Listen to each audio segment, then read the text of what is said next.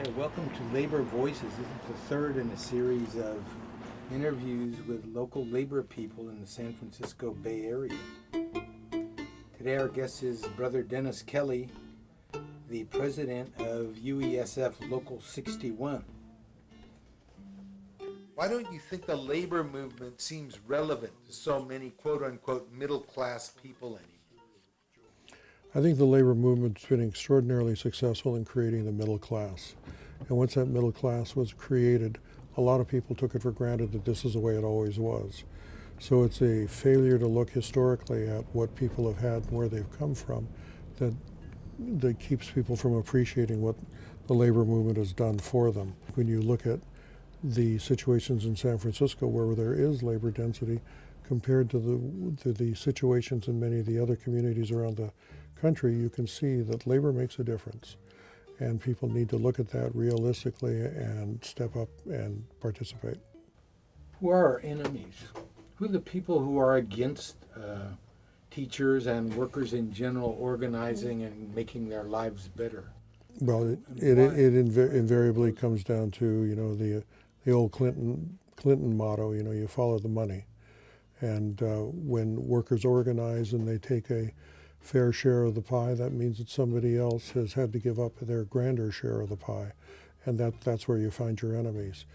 Down in LA, a man by the name of John O'Shafer and others are doing wonderful work around the accumulation of wealth, where they're able to show what happens when a public agency like a school district has to borrow money. What?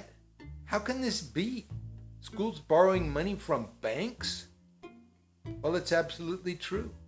In order to run their day-to-day operations, school districts are forced to sell bonds, forced to borrow money from banks and other institutions.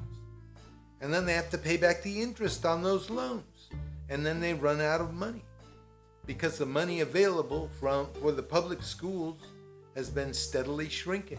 And then ends up having to cut back services in order to pay interest, which then shatters the confidence of the public in the services that are provided, and so they lose more support.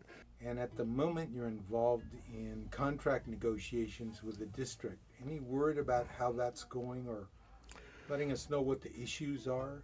Well, I can talk to you about the issues a little bit better than I can actually talk to you about where things are. The district went into impasse on June 18th, and that's several months ago now.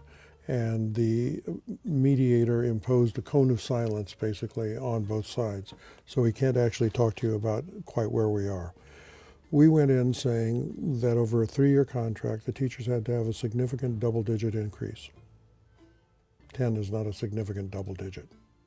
The reason San Francisco teachers are bargaining for double-digit raises is that in the past several years, they've given up millions of dollars in incremental raises and steps on the salary scale to help the district balance its books.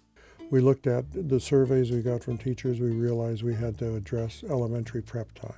What's happening in effect now is that teachers still have to prepare. That hasn't changed. But now they have to do it on their own time. So we're doing that.